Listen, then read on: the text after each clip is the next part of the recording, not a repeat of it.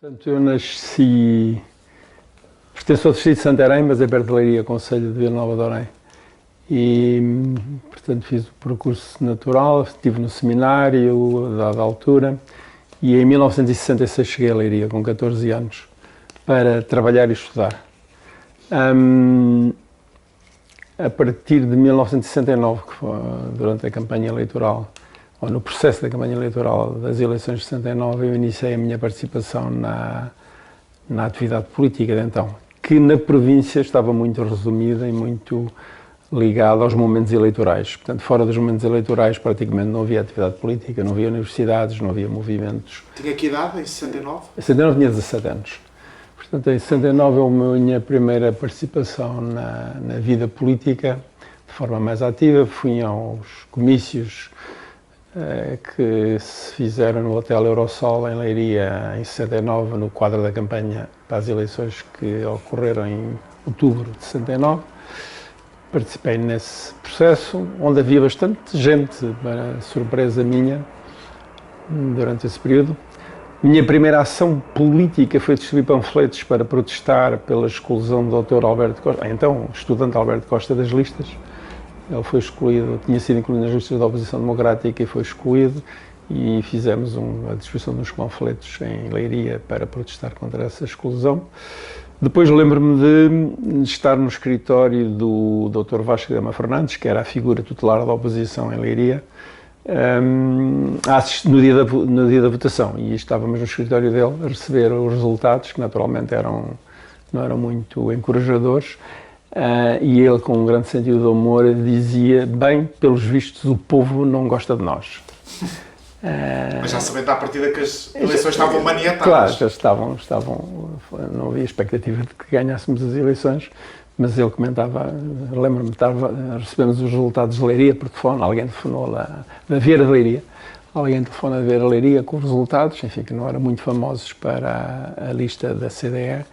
E ele fez este comentário: bom, pelos vistos o povo não gosta de nós. E lembra-se de quais é que eram os resultados em termos... Eu não sei se chegaria aos 20% a favor da CDE, era um resultado baixo, não me recordo.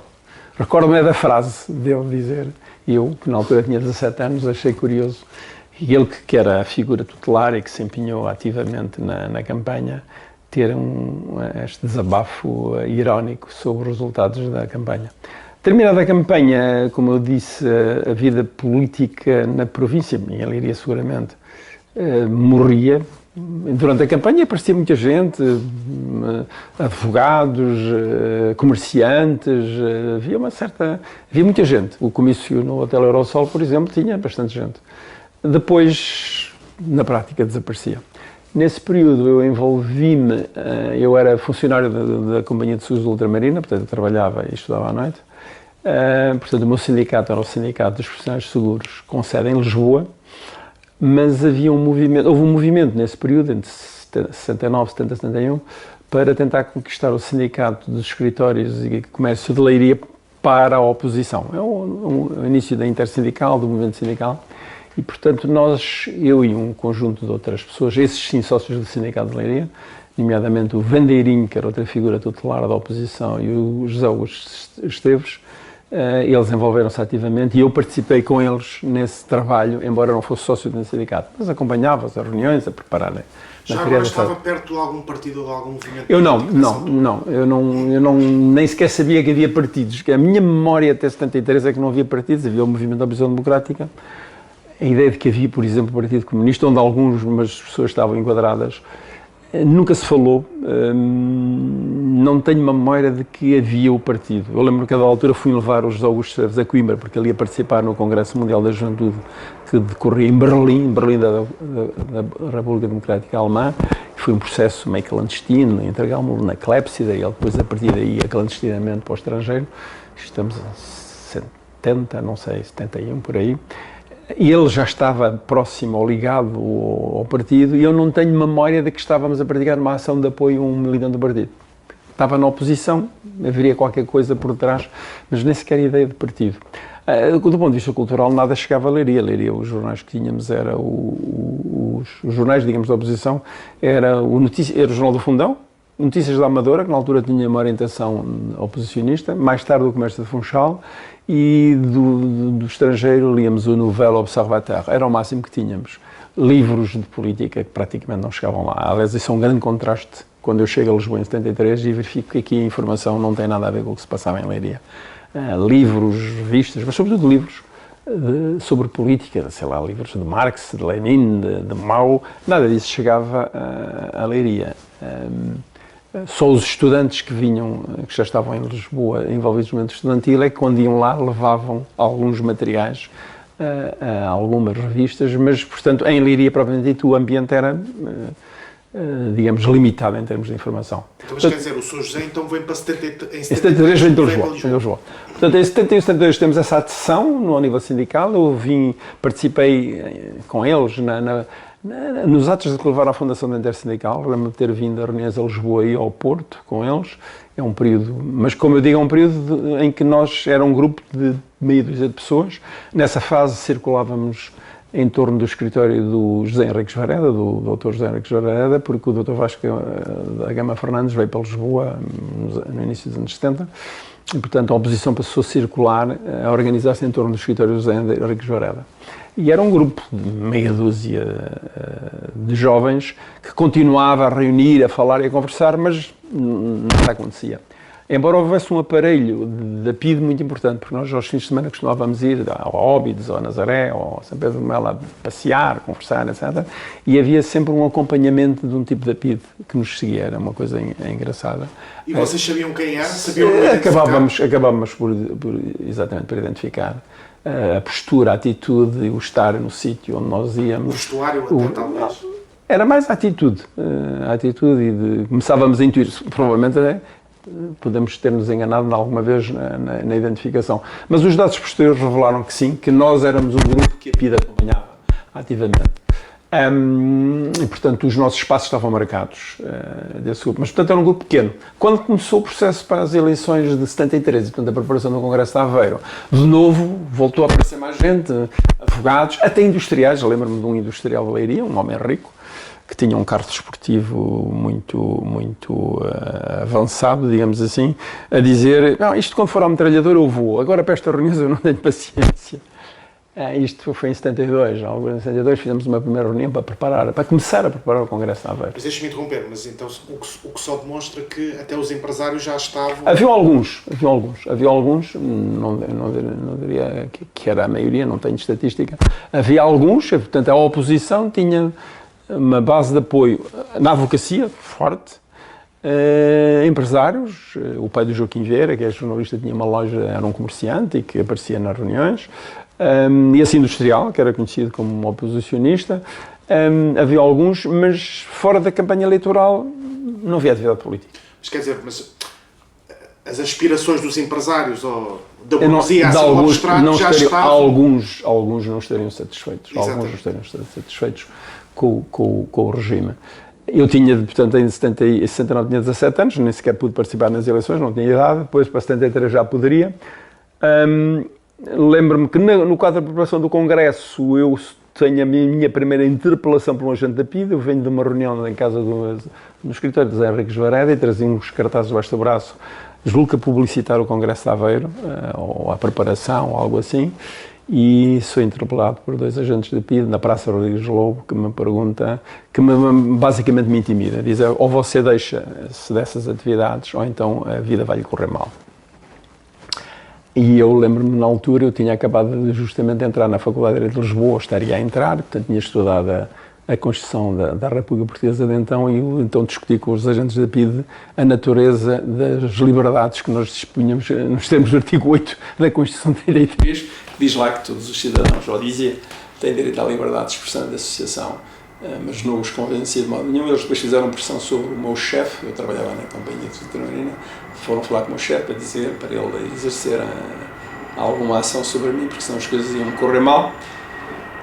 Bom, as coisas continuaram, eu integrei por parte da Leiria a comissão organizadora do Congresso de Aveiro, embora depois nos registros o meu nome não aparece, mas aqui eu participei e eu sempre pensei que estava formalmente também na comissão organizadora. Recordo-me em particular de uma reunião que fizemos preparatória, a reunião nacional feita em Leiria, na Galeria de Arte que o Dr. José Henriques Varela tinha. E encontramos aí, mas encontramos aí supostamente clandestinamente. Isto é, eu e o José Henriques Varela e mais uma terceira pessoa que não recordo quem foi, fingimos que íamos para Alcobaça às 8 da manhã e depois, por alturas, num sítio que se chama Alto Vieira, estivemos aí a tomar café e voltámos outra vez para a Leiria para despistar a PIDE. E lá entramos na galeria onde estava toda a gente a nível nacional. Estavam lá os representantes do movimento da oposição, dos organizadores do Congresso de Aveiro, de todo o país. E, portanto, tratou-se de uma reunião para preparar o Congresso de Aveiro. Isto é finais de 72, princípios de 72, julgo que é finais de 72. E o Sr. José acompanhou os trabalhos do Congresso de Aveiro? Fui a Aveiro, eu trabalhava, e o dinheiro não era muito, mas fui a Aveiro no carro de um amigo. Não estive lá os 2 dias, estive lá só um dia. Na minha memória, desde que fui e vim, não tinha dinheiro para pagar hotéis e, portanto, fomos. Mas estive lá na secção de trabalho, assistia na altura. Enfim, que figuras é que gostaria de destacar? As figuras em Leiria eram o José Henriques Varela, não é? Era o José Henriques Varela. A nível nacional eu não tinha um conhecimento de quem é que era quem. A figura que eu recordo, de facto, foi o Vasco Lima Fernandes, que é quando eu inicio, e depois o José Henriques Varela. Intervêm os dois? O José Henriques Varela intervém, aliás, é até agredido na manifestação que há com a polícia, ele chegou a ser agredido. O que para nós que éramos jovens e, portanto, éramos mais aventureiros, tivemos assim um misto de como é que eu direi, afinal o velhote, que ele já tinha mais idade do que nós e portanto era uma figura tradicional, afinal também levou a porrada por parte da PIDE, da carga da GNR. Era um choque, mas era um abrolhos. Era um choque, um abrolhos, dizer como é que um tipo que é advogado e tal também é atingido, porque já havia um debate em Leiria e em Lisboa seguramente, já havia um debate entre nós, eu achava, e outros comigo, que limitar a oposição só aos momentos da campanha eleitoral não era suficiente para resolver o problema do regime, e, portanto éramos críticos em relação àquela postura em que durante a campanha eleitoral aparecia muita gente, advogados, doutores, alguns empresários, e esse que dizia que isto quando for a metralhadora, então eu vou, mas fora disso não fazia nada, o que não nos deixava pouco satisfeitos. Portanto, a necessidade de sermos mais ativos e ter o Varela a ser agredido, como dizer, pode ser que eles assim abram os olhos. Embora o Varela fosse uma pessoa muito avançada e nos desse bastante cobertura. Mas estava ligado a algum partido? Quem? Algum movimento? Não. O Varela tinha sido membro do PC na sua juventude, mas ele na altura teria, 60 anos, já não estava, seria simpatizante, mas eu julgo que já não era militante sequer. Mas ele foi preso, julgou na juventude dele e terá tido uma ligação ao PC, mas não conheço os detalhes. O Dr. Vasco Gama Fernandes mais ao PS, não é? Quando o PS era mais PS, embora se ele fosse uma figura muito independente, ele era muito senhor, ele era um republicano. Quando eu entro na política, o que caracterizava a oposição eram os republicanos, aquela memória da república igual à democracia, havia muito republicanismo. Lembro-me do Dr. Vasco Fernandes passava muito tempo, ou falava com frequência, nas memórias que ele tinha da convivência que tinha tido com o Afonso Costa, coisas que vinham da República, o que para nós jovens não nos dizia muito, e portanto preferíamos uma ação mais direta contra o regime, as questões ligadas à guerra colonial, etc. E portanto uma ideia, uma postura mais ativa. Até porque o PCP, desculpe interrompê-lo, só começa a ser um partido de massas a partir da década de 40, década de 50. Portanto, até aí o republicanismo ainda era uma corrente bastante forte na oposição. Não sei, eu não sou historiador suficiente, mas julgo não. O PC no início tem uma implantação de massas porque ele nasce muito ligado aos sindicatos, não é? Sim. O Arsenal, etc. Portanto, ele tem uma presença popular no princípio já também. Mas quer dizer, no âmbito da oposição não é de partido clandestino, com uma boa Não, eu acho que tinha as duas coisas. Tinha, do que se sabe hoje, do que se percebia, tinha um aparelho clandestino, onde, por exemplo, só os Esteves com quem eu, na prática, iniciando a política, ele está relativamente, não sei se ele entra no final dos anos 60, se torna membro do partido. Portanto, havia uma rede clandestina, mas depois havia a CDE era à frente de massas, à frente ligada ao povo, enfim, a toda a gente. Eu acho que o PC praticava essa política. E ao Congresso de Aveiro, Sr. José? Eu vou ao Congresso de Aveiro, isto é abril de 73, e eu, entretanto, entro em litígio com o meu empregador, que na prática leva ao meu despedimento, por uma questão de reclassificação profissional, que eu só ganho no tribunal. Estava a trabalhar, recordo-me? Na Companhia de Saúde da Marina, não. E, portanto, eu tinha entrado na Faculdade de Direito em 72. Em Lisboa. E para continuar a estudar, e porque tinha esse litígio no emprego, que me levou ao despedimento, eu em junho, finais de junho, venho para Lisboa e começo a trabalhar num serviço que havia aqui, que ainda julgo que existe, que é o Serviço de Estatística do então Ministério das Corporações e Previdência Social, hoje Ministério do Trabalho. Era um serviço interessante porque era um serviço basicamente para universitários, não tínhamos horário, podíamos ir às aulas, era relativamente bem pago à época, com a liberdade de horário total, e eram só os estudantes universitários que trabalhavam aqui na Avenida da República. Eu entro lá em finais de junho, princípios de julho, até que em outubro a PIDE manda-me expulsar de lá. Portanto, eu chego no dia 1 de outubro ou 2 ao serviço e o diretor chama-me e diz-me que é o que era habitual. Ao fim de 3 meses as nossas fichas iam à DGS, então, a Direção-Geral de Segurança, já não era a PIDE, e devolviam a ficha a dizer que podíamos continuar a ser funcionários do quadro ou não. Eu recebi. O Sr. José estava perfeitamente identificado por eles, sim, por isso. E tinha a ver com a minha pressão no Congresso de Aveiro, ter assinado abaixo de assinados. Eu depois consultei a ficha da Direção-Geral de Segurança, da PIDE. Ela é muito incoerente, eles sabiam um pouco e faziam inferências. As companhias com quem eu andava, os abaixo assinados que eu assinei, e pouco mais, quer dizer, aquilo, e algumas contradições e coisas inexatas. Mas bom, eu tinha lá a ficha e, portanto, no dia 1 ou 2 de outubro, eu tinha acabado de alugar um apartamento e ia casar no dia 20 de outubro, e, portanto, enfim, depois a seguir, enfim, consegui resolver o problema, e eu tinha, nessa altura, portanto, 21 anos, estava à espera de ser chamado para a tropa. E, portanto, tinha decidido na altura que não iria fazer o serviço militar, iria embora, e, portanto, fiquei à espera. Já não participo nas eleições, porque eu teria de me ter inscrito em Leiria, já estou em Lisboa, e a partir de 73, tendo perdido o emprego, arranjei umas soluções de alternativas para pagar a renda de casa, e acabei por casar na mesma, no dia 20 de outubro, e fiquei à espera. Tive conhecimento muito cedo, é curioso, eu logo em outubro, novembro, eu deixei Direito, passei para o Instituto Superior de Psicologia, para o ISPA, e tive logo a notícia, não conheço, hoje não consigo precisar, de que havia qualquer coisa na tropa, que havia movimento na tropa, que a coisa não estava segura.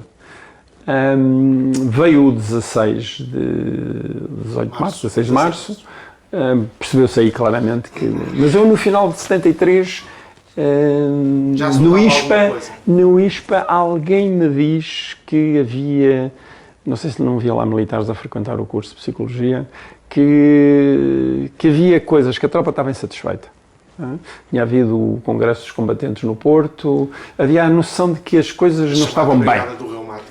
Isso é a seguir, a Brigada Reumática é aqueles que depois de Caldas vão prestar vassalagem ao... certo, pensava que já estava a falar disso. Não.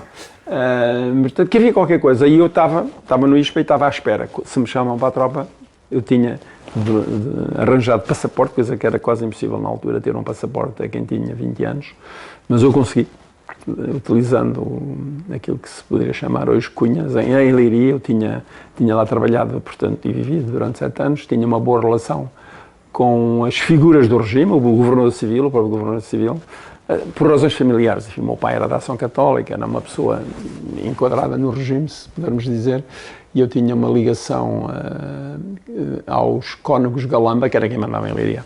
E então utilizei-os para me passarem um passaporte legal. Pediram ao governador civil, o Damasceno de Campos, e ele perguntou-me: então você vai fugir? E eu disse: oh, senhor doutor, jamais, nunca pensei nisso. Então acabei de entrar na Faculdade de Direito, estou a fazer o curso de Direito, disse-lhe eu. E foi para onde, Sr. José? Chegou mesmo a sair do país? Não, fiquei à espera. Só queria... Arranjei o passaporte para sair legalmente. Para o caso de ser necessário, sair legalmente, quando fosse chamado. A minha ideia era, se for chamado para o serviço militar, então vou-me embora. Na altura tinha um vago contacto em Paris. Portanto, no 25 de Abril está em Lisboa. Apanhei em Lisboa, já fora do emprego tradicional, tinha arranjado aí umas alternativas para ir pagando os custos e, portanto, tudo mudou. Regressei à função pública, fui reintegrado ao abrigo de decreto que saiu, de quem tinha sido expulso da função pública, bom, entretanto, entra na Revolução, aí já mais ativamente em movimentos da esquerda radical. Antes de irmos à Revolução, deixa-me então só voltar um bocadinho atrás. Sim. Queria perguntar-lhe primeiro os seus pais, o que é que faziam, qual é que era a sua profissão? Meu pai tinha sido professor primário, mas com o estatuto de regente escolar, portanto não era titular. Havia uma categoria de professores no tempo de Salazar, em que as pessoas com uma certa qualificação e um exame, uma formação que tinham de fazer, podiam ser regentes escolar. Portanto, eram professores não titulares de cargos, o que significa que ele andou de terra em terra a dar aulas, em regra fazendo substituições, como agora se diria, e depois na parte final da vida tornou-se o que se chamava na época os guarda-livros, portanto, empregado de escritório. E terminou a vida dele, ele entretanto morreu de acidente, justamente em 69, ele era o chefe do escritório, foi funcionário de escritório na Gráfica de Leiria, que era uma empresa onde se produzia o jornal da Diocese, era uma gráfica ligada à Diocese de Leiria. Para onde ele foi para nos permitir justamente estudar. Portanto, ele era, de origem, somos de uma aldeia, portanto, uma pequena economia agrícola de pura subsistência. A minha mãe era dona de casa, portanto, nunca trabalhou fora, trabalhava em casa, enfim, teve 10 filhos, portanto, ocupava-se dos filhos. Se em termos, de classe, tivesse de classificar a sua família na altura, como é que classificaria? Classe média? Baixa, não. Camponesa, letrada, não é? Okay. Na aldeia, meu pai era das poucas pessoas que sabia ler e escrever e, portanto, era a pessoa importante porque sabia ler e escrever, não porque tivesse propriedade, mas porque sabia ler e escrever. Portanto, camponês, enfim, classe média baixa. Sim. Baixa, sim. Na altura da sua infância ainda estava em Santarém ou já estava em Leiria? Não, na minha infância eu estou até aos 10 anos na aldeia, depois vou para os jesuítas durante 2 anos, até aos 13, depois dos 13 aos 14 estou outra vez na aldeia a trabalhar no campo e aos 14 vou para a Leiria trabalhar no escritório e estudar à noite. Como é que era a vida na aldeia, nessa altura? Como é que as pessoas viviam, o que é que produziam? O rudimentar e elementar, as pessoas andavam descalças, não havia luz, não havia estradas alcatroadas, na minha aldeia, não havia eletricidade, não havia água canalizada, não havia nada, era uma aldeia rural no mais primitivo, se quisermos, simples. Como é que se chamava a aldeia, Sr. José? Mata do Fárrio, freguesia da Freixenda, concelho de Orém. Era o típico das aldeias de Portugal. Ou seja, produziam para subsistência própria. Na minha zona, a produção era para subsistência própria. O azeite. Lembra-se? A batata, o milho, para a broa, batata, milho, couves, muitos legumes. Em termos de cultivo, estes são os dominantes. Depois, naturalmente, vem a fava, a ervilha, até o grão de bico. Mas o dominante era tudo que é couve, os legumes, feijão, o milho, para fazer a broa. Eu fui alimentado a broa, não a pão de trigo. Comíamos pão de trigo, talvez ao domingo, de vez em quando. Mas a broa era aquela que nós produzíamos. Depois todos tinham uma junta de vacas, sim, forno em casa, grande, para poder cozer umas 10, 12 broas a semana inteira, pão para a semana inteira. Mas era um forno familiar, não Sim, familiar, não era comunitário, não. O comum na minha zona, e que era comum em muitas aldeias que eu andei a visitar, é uma economia que tinha uns porcos, tinha galinhas, tinha coelhos, tinha uma junta de vacas ou de bois, consoante, ovelhas, 10, 12, 20, ou cabras, o que permitia ter, do ponto de vista da necessidade alimentar, de carnes o suficiente a produzir. Às vezes podiam vender-se uns ovos. A minha mãe chegou a vender queijos, poucos. Tínhamos umas 12, 13 ovelhas e isso chegou a dar a ela poder vender um ou outro queijo, mas a regra era para consumo próprio. Vendíamos os cordeiros, mas também não eram muitos. Tínhamos para aí 12, 13 ovelhas. Vendíamos alguns, ficávamos com outros. Portanto, era uma economia de subsistência. O que se produzia era para o consumo próprio, mais ou menos chegava. Na prática, o que precisávamos de comprar era o açúcar e o café. E o arroz e a massa, que isso não produzíamos. Arroz, massa e café e vestuário. O resto O resto era uma autossubsistência, não precisávamos de comprar praticamente nada. E comprávamos sardinha, comia-se muita sardinha quando eu era miúdo, e bacalhau. Isso tinha de ser comprado. Mas o central da alimentação era produzido por nós. E a minha mãe contava que quando ela era jovem, portanto no início do século, 1920, na aldeia se produzia a própria roupa a partir do linho, não é? Eu ainda vi lá em casa uns lençóis de linho, aliás, grossos, uma coisa, parecia, chamavam aquilo estopa, porque eles produziam e depois tingiam, faziam a roupa, os homens, as mulheres, enfim, a roupa que usavam quando a minha mãe era jovem, ou criança, e os pais dela, era na prática roupa produzida lá. É curioso, há uma tradição têxtil muito forte nas aldeias, produzia-se para produzir a roupa. E eu lembro-me de entrevistas que fizemos lá em Leiria, que as pessoas falavam que havia muita gente que produziam em Leiria para depois ir vender a Lisboa. Eventualmente, além das necessidades próprias, desde a produção, o cardar, o fiar, aquilo tudo. E depois, era muito comum essas casas, não todas, mas na aldeia, sim, era comum haver teares para poder fazer os tecidos a partir dos fios. E daquilo que se lembra... Teares artesanais. E daquilo que se lembra, ou daquilo que nos possa contar, como é que, por exemplo, o Estado e a Igreja se faziam sentir nesses meios mais rurais? A Igreja, sim, o Estado não se sentia. A Igreja mandava na minha aldeia totalmente. Portanto, a presença da Igreja, tudo rodava em torno das festividades da Igreja. A vida na aldeia vivia ao ritmo das necessidades agrícolas do campo e dos períodos da Igreja, das festividades que a Igreja tinha, do Advento, do Natal, da Páscoa, da Quaresma, de todos os hábitos que aí estão conexos, as festividades, as novenas, a Primeira Comunhão, a Crisma, tudo isso, toda a vida social era organizada em torno da Igreja, que tudo controlava. Portanto, a figura do total, padre, na aldeia. O padre, o primeiro e o professor. Okay. O padre era o primeiro, o médico era importante, nós tínhamos na minha aldeia, na freguesia tínhamos 2 médicos, um deles muito bom, aliás salvou-me, eu tive um acidente do pé quando tinha 8 anos e ele salvou-me.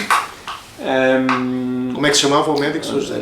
Dr. Teixeira, não sei se era António Teixeira. Teixeira foi o único presidente de Câmara do país, em Orem, do Partido da Democracia Cristã.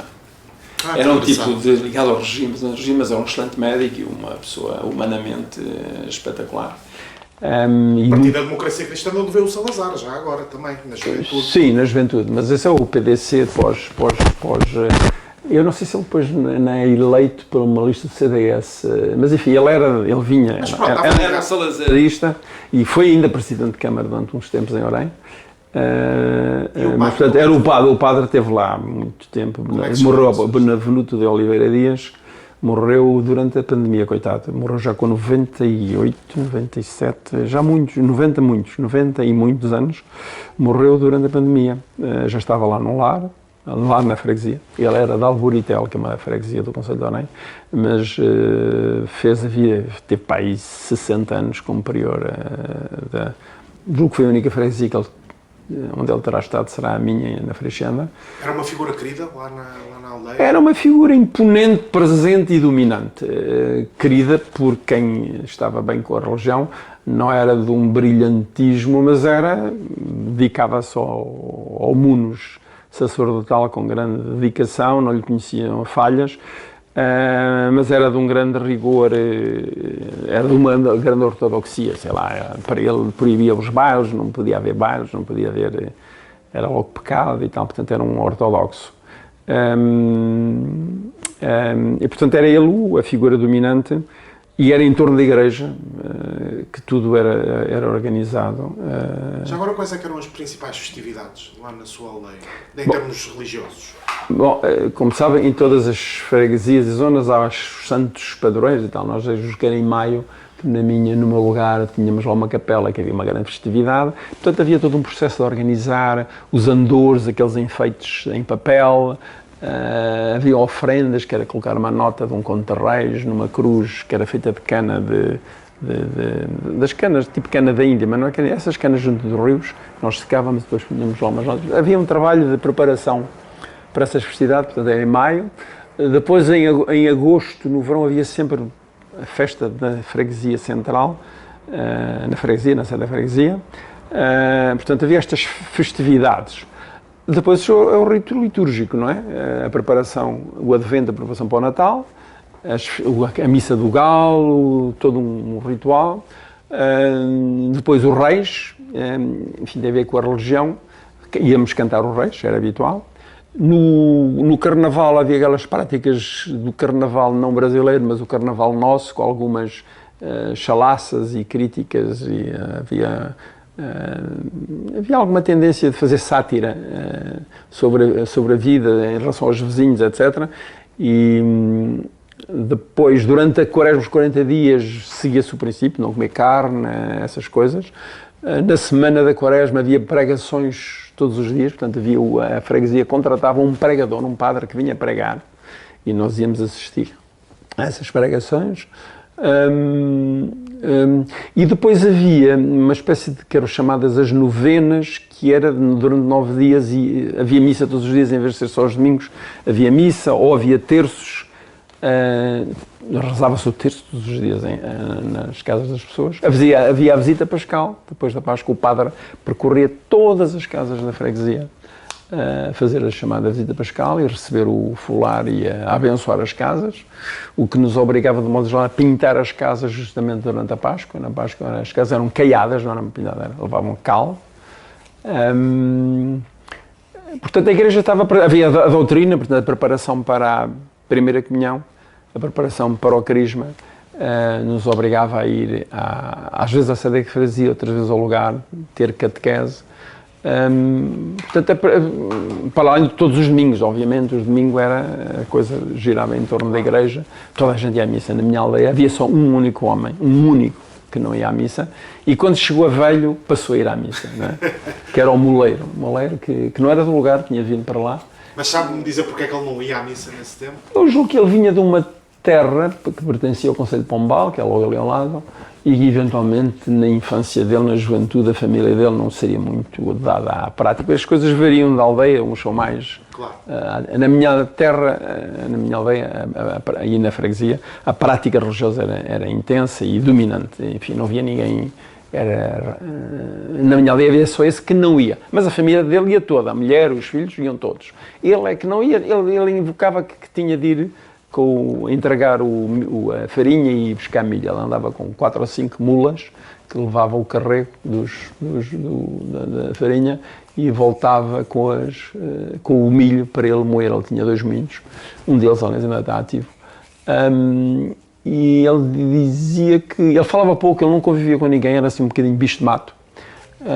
E ia entregar milho, ou entregar farinha e buscar milho.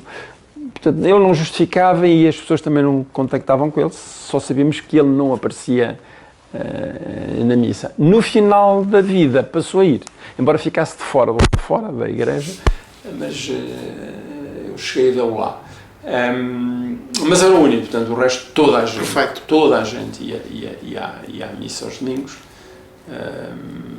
E, portanto, como digo, era isso, eram as atividades do campo e a vida religiosa, que tinha esta consequência. Por exemplo, aos domingos não se podia trabalhar no campo. Portanto, a ideia de que aos domingos nós vestíamos o fato de domingueiro e não se podia trabalhar, porque era dia santo, ou domingos e dias santos, não se podia fazer trabalhos físicos, exceto tomar conta dos animais, que precisavam de comer e de beber, mas não se podia trabalhar. Era pecado, digamos assim, trabalhar aos dias santos, por motivos meramente religiosos, não porque era dia de descanso, mas porque a Igreja proibia o trabalho aos dias santos. E o que só demonstra também a influência da Igreja dentro do país e como aparelho de inculcação do Estado, chamemos assim. Sim, o Estado em si, bom, o que é que havia? Víamos a escola, havia escola primária, havia professores que eram lá colocados. A minha casa, aliás, como o meu pai tinha sido professor primário, ele tinha construído no primeiro andar da nossa casa a minha escola era o primeiro andar da minha casa, onde eu fiz a primeira e a 4ª classe. O meu pai, no entanto, nunca deu aulas aí, fez a casa para ser lá o professor, mas nunca lá teve lugar. Portanto, o Estado víamos-lo como? Víamos-lo nos professores que nos enviava, mas eu não vejo assim uma presença do Estado. Havia umas histórias que era a GNR, de vez em quando aparecia, para controlar se os gados estavam registados, e haviam histórias, anedotas das pessoas que tentavam enganar a Guarda Republicana para... Grêmios lá não? Havia os grêmios, mas tradicionais da lavoura, portanto havia uma espécie de cooperativas, sobretudo ligados aos proprietários de vacas. Uhum. Uma vaca era um valor caro, era uma coisa cara. No caso de elas morrerem, alguém tiver um acidente e perder um animal, os outros cotizavam-se para pagar o animal. Portanto, isso havia uma espécie de uma confraria ligada a quem, portanto, ovinos, portanto, quem tivesse uma vaca ou boi. A vaca e o boi, por exemplo, não havia tratores. Na minha infância não havia lá tratores. Portanto, o trabalho agrícola é feito com vacas, bois. Um outro caso de mulas, mas o dominante era vacas ou bois, que puxavam as ruas e faziam o trabalho agrícola. E os carros, etc. E, portanto, havia confrarias ligadas a isso. Não para os porcos, que também adoeciam e morriam, não é? Mas ligado a bois e vacas, havia uma confraria na minha aldeia, em que as pessoas se cotizavam, no caso de haver alguém ter um acidente e perder um animal, que era um grande investimento. Não ligado à religião porque havia ação católica, havia a ação católica, era para os adultos, que tinham reuniões, encontros, etc. Havia a Juventude Agrária Católica, que também tinha, os jovens eram... Eu nunca fiz parte lá na aldeia, porque eu, aos 14 anos eu para Leiria já não faço parte dessa atividade na aldeia. Mas a minha irmã mais velha, por exemplo, foi ativa na Juventude Agrária Católica, portanto que tinham atividades. Depois havia a Confraria de São Vicente de Paulo, aquelas confrarias em que eles se reuniam, portanto, encontravam, de vez em quando havia atividades no quadro da igreja. Mas Estado, eu de facto... O Estado punha lá os professores, mas a gente nem se dava conta que isso era o Estado. Como não havia água, luz, eletricidade, a GNR tinha essa intervenção, como disse, de vez em quando havia histórias, mas eu não me recordo de ter visto muito GNR por lá. Mesmo nas festas, onde às vezes havia os zaragados, as pessoas bebiam um bocadinho demais e havia problemas, mesmo e nas feiras, na altura havia feiras... no mês, na minha zona, nós tínhamos, na Fessada da Freguesia, todas as segundas-feiras havia feira, depois havia nos 12 na Albergaria, nos 2 a Santiago, nos 24 na Memória, os dias 24 de cada mês. Portanto, ao longo do mês tínhamos para aí 4, 5, 6 feiras, além de todas as segundas-feiras. Havia muitas onde as pessoas iam comprar animais, vender animais, vender produtos agrícolas, quem tinha excesso. Ficava a que distância a feira da sua aldeia? A Fessada da Freguesia é 7 km. As outras, dependia, Santiago até ficava mais perto, que é logo ali ao lado, mas já pertence ao concelho de Pombal. Albarino dos 12 é idêntico, são 7 km também. Os 24, que é Memória, já ficava aí a 15 km. Mas eu cheguei a ir lá, essa feira, cheguei aos 24 na Memória, cheguei a ir lá. Não sei se comprava. Às vezes ia-se com os animais, com os próprios porcos a pé, vender e comprar. As juntas de vacas normais, em Santiago, eu comprei e vendi vacas em Santiago, que é ali ao lado, mesmo ao lado, daí a 5, 6 km da minha aldeia, mas já no concelho de Pombal. Mas, portanto, presença do Estado, não se sentiu o Estado. Perfeito. Então, e como é que surgiu a oportunidade de ir para a Leiria, Sr. José? Fui para a Leiria porque o meu pai, eu tendo estado nos jesuítas e tendo saído, nós éramos 10, não é? A minha irmã tinha estado nas freiras, também tinha saído, e depois tinha 2 irmãos mais novos, e não sendo nós proprietários agrícolas para poder fazer vida na agricultura, antes pelo contrário, o meu pai, que era uma pessoa instruída, professora, disse, eu vou para a Leiria, arranjo lá, consigo arranjar, ele trabalhava lá na freguesia, era guarda-livros numa serração, fazia a escrita de uma fábrica de madeiras. E ele, depois de ter andado a professor, fixou-se nessa empresa. E ele disse-nos, eu arranjo a possibilidade de trabalhar em Leiria, vocês também podem ir, vão trabalhar e assim podem estudar, porque não se podia estar na aldeia. Eu vou para Leiria, ou seja, o meu pai decidiu continuar o seu percurso escolar, portanto. Vocês, claro. Para que nós pudéssemos continuar a estudar. Eu tinha saído dos jesuítas com 13 anos e pico, 13, a minha irmã já tinha 14 ou 15 também tinha deixado as freiras, cada um de nós tinha estado cerca de 2 anos, e a seguir tínhamos 2 irmãos mais novos que ainda andavam na primária, os outros já estavam a caminho, eu tinha tido 2 irmãos que tinham ido também para os jesuítas, um tinha sido mesmo padre, e foi a maneira de nos dar a possibilidade de continuar a estudar. Perfeito. Como é que começa a ganhar, vá lá, chamemos-lhe assim, consciência política e começa a envolver-se em atividades oposicionistas? Ou seja, eu li A Mãe do Gorky aos 14 anos, para aí, quando saí do seminário. Como é que lhe chegou à mão esse livro? Foi um irmão meu que não sei como é que chegou às mãos dele, um irmão meu mais velho que me passou, e tínhamos conversas já na aldeia de que o sistema era injusto, digamos assim, que havia enfim, aquela simplicidade e romantismo que a aldeia tinha era simultaneamente uma grande miséria, não é? E de falta de perspectivas e de futuro. Embora não houvesse terratenientes, não havia gente muito rica, havia alguns um bocadinho mais ricos. O que era um mais rico era quem não precisava muito de trabalhar, podia contratar pessoas para trabalhar, mas depois não tinha grande acumulação de capital, não é? Nesse sentido, a Mãe de Gorky é um grande abre-olhos também. Era ali um bocadinho. E quando chego a Leiria e começo a trabalhar, não te posso dizer, sei que entrei em contacto com esse tipo que ainda vive, que ainda lá está em Leiria, ainda está ativo, aliás, na política, que é o José Augusto Esteves. Começamos a conversar e a trocar opiniões, ele dá-me uns livros, mas foi no convívio com ele. E eu, enfim, tenho a sensação de injustiça. Eu trabalhava, estudava à noite, portanto havia uma sensação de alguma injustiça que o sistema tinha, e portanto paulatinamente comecei a achar que as coisas não estavam bem assim e que era importante mudar. Lembro-me na própria igreja, a igreja tinha aqueles princípios da caridade, dos princípios do amor ao próximo, aqueles dogmas. Eu, em dada fase, entrei nos chamados, comecei por aí talvez, os chamados católicos progressistas, participei em movimentos de juventude, onde se discutia o regresso aos princípios do cristianismo, do certo partilha, de que não pode haver, é mais difícil o rico entrar no céu do que um camelo passar por um buraco com uma agulha. E influenciado, se calhar, também pelo Concílio do Vaticano. Sim, nessa sequência, e do movimento, aí o Maio de 69, 68 em França, como sabe, teve uma grande influência de movimentos católicos, e no caso da religião. Portanto, há aí a Igreja Velha, há um debate nessa altura, Igreja Velha e Igreja Nova. Eu tinha um primo no Porto, mas é importante, um primo no Porto que era mais velho do que eu, estava em economia e tornou-se, envolveu-se ativamente na atividade política na oposição. A da altura ele passou-me para as mãos uns cadernos, que eram os cadernos Guedoc, que circularam aí em Lisboa. Lembro de ter vindo uma vez com ele aqui a Lisboa e reunimos em casa do arquiteto Nuno Teotónio Pereira. E ele ia lá. Portanto, eram movimentos católicos progressistas que começam no final dos anos 60, e eu, portanto, apanho essa influência dos católicos progressistas em Leiria, também em Leiria, através desse meu primo que vivia no Porto.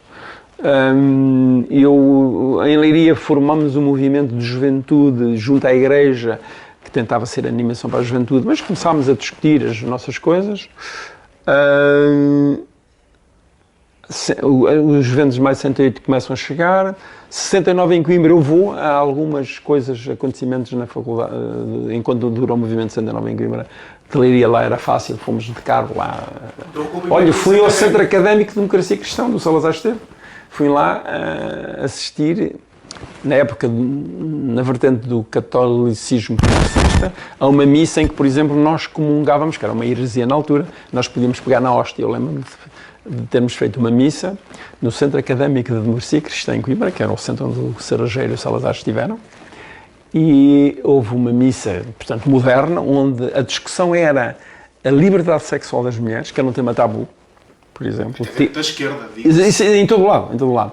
Era um tema tabu, tinha sido um livro sobre o tema e, portanto, discutia-se isso, a questão da liberdade sexual das mulheres, e tocou e cantou o Duarte e Cirego, que eram os cantores de guitarra dos Açores que animaram lá a cerimónia. Portanto, é um conjunto de coisas que começam a despertar-me. A leitura da Amanda agora, quando eu tinha bem 14, 15 anos, ou mesmo 13, 14, a Leiria, o Porto, com o movimento... Portanto, é o catolicismo, eu entro pelo catolicismo progressista. As questões que o catolicismo progressista começou a colocar no final dos anos 60. E porque assistindo louco também às contradições do regime. E assiste às contradições do regime e da sociedade. Quer dizer, você vai à missa e toda a gente diz que somos irmãos, etc. E eu vejo, em Leiria aí a diferença já se via, não é? Enquanto na aldeia, propriamente dita, eu não podia dizer que eu não gosto deste tipo que é muito rico, porque havia lá um rico, se é que se podia dizer assim, não, toda a gente era pobre na prática. Em Leiria já não é assim. Eu lembro de fazer fazer esta constatação. Eu tinha, portanto, 16, 17, 18 anos, 15, 16, 17, 18 anos, eu aos 14, enfim, para adaptar-me àquilo, 17, quando eu comecei a ser um bocadinho mais ativo, 16, 17, 18, era um ritual aos domingos, a missa às 10 da manhã, saíamos às 11, aquilo tinha um átrio frente à Sé de Leiria. E em Leiria também quase toda a gente ia à missa, portanto a prática religiosa nessa época era forte. E nós vemos sair senhores ricos que eu sabia que eram, que nós sabíamos que eram, ao lado do povo, portanto estava ali tudo misturado. Digamos que a realização da missa e dos princípios do catolicismo, para mim, manifestavam ali uma contradição forte. Como é que estamos aqui, de facto, todos reunidos na mesma fé, nos mesmos princípios, quando as diferenças são gigantes? Aí sim já vi grandes industriais, portanto, capitalistas à séria, na indústria do plástico, dos moldes, etc., que eu conhecia, que nós conhecíamos. E como é que estávamos ali todos a dar-nos as mãos quando a diferença era tão grande? Portanto, esse debate, quando tem 16 anos, começa a questionar-se. A Igreja apanha esse debate, criando estes movimentos de juventude, de alternativa, de debate. Lembro-me de ter ido a fazer congressos e retiros em São Pedro de Moel, depois fomos ao Porto, a Póvoa de Varzim. Havia um movimento que era a Juventude Franciscana. Mesmo a Juventude Operária Católica. E a Juventude Operária Católica. E a Juventude Operária Católica tem um grande debate sobre isso. Tem um grande debate. E aí em Leiria, sim, eu era amigo de um tipo que, aliás, tornou-se um capitão da Revolução. Capitão, ele era miliciano alfés da Revolução.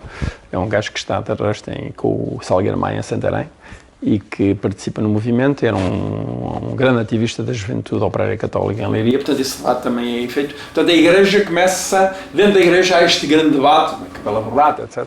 Há este grande debate, o Padre Felicidade Alves, que era do Parque de Belém, o Moita, as Vigílias. Portanto, eu entro por aí também, nesse debate, e, portanto, a minha passagem para a política de um católico natural, quem nasce naquela aldeia é católico, é cristão, eu próprio até estive no Jesuíta, começo a evoluir, a fazer a crítica ao sistema, mais do que ao regime, ao sistema social, económico e cultural, mais as contradições do sistema do que o regime em si, não é? Mas quando diz o sistema religioso... O sistema social. Essa crítica eu posso continuá-la após 25 de Abril. Não é? Claro. Não era o Salazar em si que chateava, tinha essa componente da PIDE, da repressão política particular e do problema da guerra colonial, mas é o sistema. Não é? Daí a facilidade com que, na minha geração, as pessoas passaram da oposição. Às vezes pensa que a gente queria só as liberdades, alguns eram só as liberdades, mas não era mais o sistema. Portanto, foi fácil passar da oposição ao regime para continuar na extrema esquerda porque queríamos alterar o sistema, não é? Para o tornar mais justo, etc. E, portanto... Mas a extrema esquerda só surge na sua vida depois do 25 de Abril, certo? Sim. Okay. A seguir ao 25 de Abril, eu venho de Leiria para Lisboa com um contacto. Eu não sabia, mas com um contacto que era uma pessoa do PC, mas era do quadro da CDR. Portanto, eu iria contactar um tipo, que aliás era uma figura conhecida, um tipo do técnico, para que eles aqui me dessem apoio quando eu chegasse a Lisboa. Simplesmente eu chego a Lisboa e então é que abro os olhos para o movimento estudantil que eu desconhecia. A radicalidade, discussões políticas acaloradas sobre as RGAs, o maoísmo, o revisionismo. Para mim era tudo temas que eu não desconhecia em absoluto. Fiquei estarrecido com os debates que havia aqui nas RGAs e, portanto, paulatinamente aderi mais a uma postura crítica em relação ao MDB-CDE. O caráter timorato, era só festiva naquelas alturas, o resto desaparecia. Achava um bocadinho limitado, passei a aderir, mas nunca me enquadrei em movimento nenhum. Tinha amigos no MRPP, tinha amigos no PCP-ML de então, que era muito forte no técnico. E conseguia ter amigos nessa altura? Tinha amigos em todos. Aliás, eu era acusado na altura de ser um centrista, porque era amigo de toda a gente, não me definia para lá. Eu tinha amigos, eu vim para um quarto em Lisboa, onde partilhei o quarto com um tipo que era de Castelo Branco, enfim, era próximo do MR. Um tipo que era jornalista, infelizmente já morreu, um tipo intelectualmente fantástico. Mas ele depois dizia, tu és muito conciliador. Ele dizia, conciliador. Eu era conciliador. Porque depois eu tinha amigos no técnico que eram dos POPs, que era do PCP-ML. No ISPA havia lá um tipo muito ativo, que hoje é psicólogo no ISPA, que é o Ornelas, que era do MR e puxava pelo MR. Eu continuava com amigos em Cesleiria que giravam na órbita do PC. E mantive minhas pontos com todos. Depois fui obrigado a definir-me à medida que a revolução avançava e então tive um período de integração em movimentos mais radicais de MLs. Mas, portanto, isso é feito nessa sequência de crítica ao sistema, que vem do antes de 25 de Abril. O sistema como está errado. A desigualdade, a falta de liberdade, claro, mas a desigualdade. A mim afetava-me a desigualdade porque essa me afetava diretamente, não é? Eu tinha de trabalhar todos os dias e estudar à noite. Enfim, na prática não estudava à noite, estudava antes dos exames. E assim fiz, comecei na Escola Comercial e Industrial à noite, quando cheguei a Leiria. Depois, como o meu pai morreu, passei para o liceu, mas ia só aos exames, porque eu não podia dar aulas, e não havia liceu noturno. Em Leiria não havia. Na Escola Comercial havia. Uma vez que voltou aí agora à Leiria, deixa-me perguntar, que ações concretas é que gostaria de destacar que fez durante as eleições em 1969 da CDE? O meu primeiro ato ativo foi distribuir um panfleto protestante contra a exclusão das listas do Alberto Costa. Fiz isso. Terei andado com alguns a colar cartazes, já não me recordo. Recordo-me de distribuir um panfleto, porque recordo-me do teor, dizendo que era o candidato mais jovem a deputado, excluído injustamente das listas. E andei, sei o sítio onde é que estávamos a distribuir, que é junto à Avenida Heróis de Angola, andávamos ali a distribuir os panfletos. Essa é a minha primeira ação política. Em Leiria? Em Leiria. 69 em Leiria. 69 é o meu primeiro ato político. Antes disso, estive no comício, mas como assistente, no Hotel Eurosol. Não sei se também já isso, eu não sei, porque houve lá uma reunião das CDEs do país. Posso lá ter estado, porque eu fui lá mais do que 2 vezes, portanto deve ter sido vários dias, admito que tenha havido uma reunião e que eu lá tenha ido, mas como assistente. Ativo, em 69, com 17 anos, é distribuir esse panfleto protestando pela exclusão. Depois, em 72, já sou mais ativo. Em 72, a minha memória é que eu fui delegado, formalmente fui delegado, isso não tenho dúvida, à Comissão Organizadora do Congresso de Aveiro, delegado pelo Distrito de Leiria. Só assim se explica que eu tenha ido a essa reunião preparatória do Congresso, que é uma reunião nacional, e de Leiria vem da Marinha Grande de figuras históricas, o Manuel Baridó, que ainda era vivo, tinha participado no 18 de janeiro, o Baridó, o Carreira, que tinha acabado de sair da cadeia, tinha estado 8 anos preso, e aliás teve uma participação muito ativa, está o Henrique Neto, esses vinham pela Marinha Grande, o Henrique Neto, o Baridó e o Carreira. Está o Vareda, estou eu e julgo que há uma terceira pessoa que representamos Leiria. E depois está o Borges Coelho, o professor Borges Coelho, que eu lembro-me dele, está o António Dias, que ainda hoje do PC, o Dias, está o Abreu,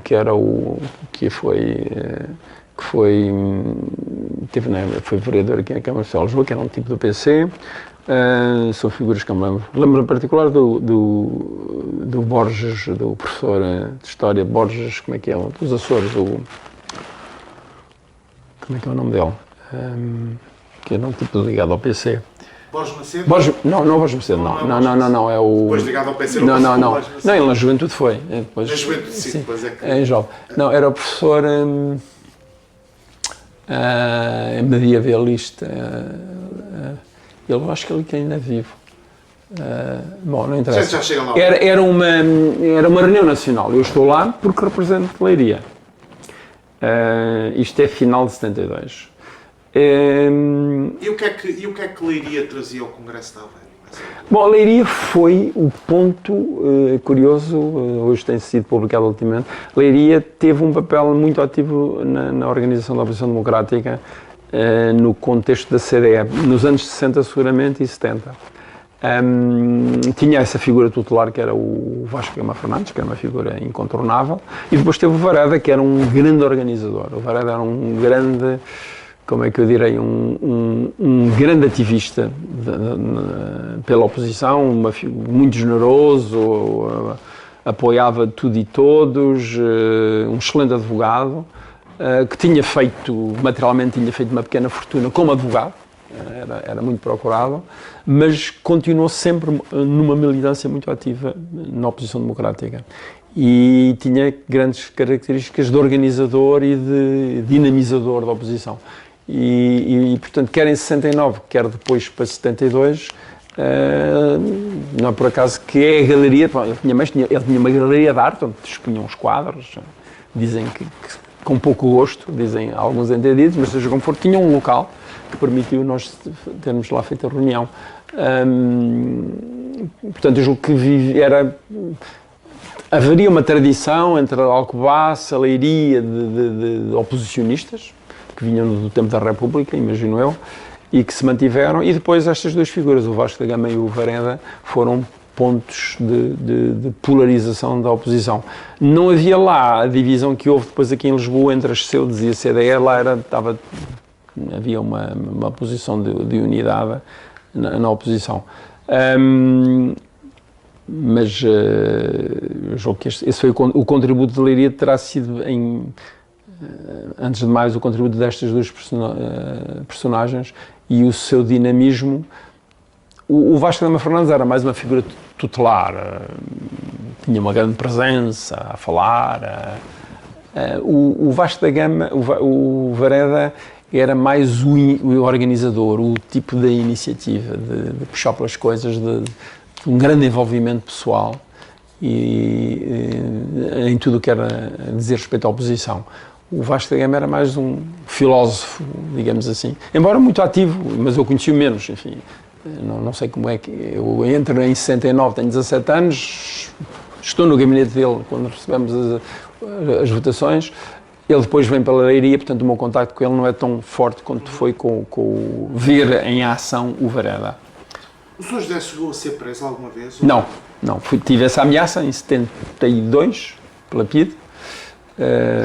Mas não, da sequência da preparação da operação. Mas depois não cheguei a ser.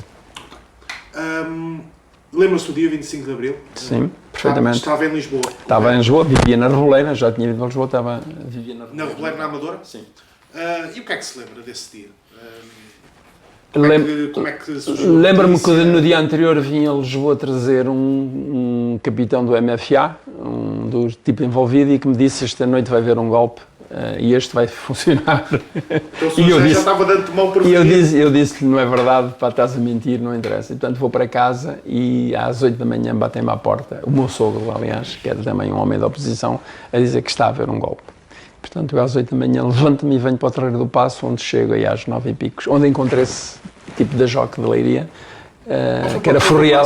Fui para o Terreiro do Paço, acompanhei a Revolução durante o dia todo, a partir das 9 da manhã, Terreiro do Paço, fomos o Carmo, fomos à PIDE, onde há uma morte.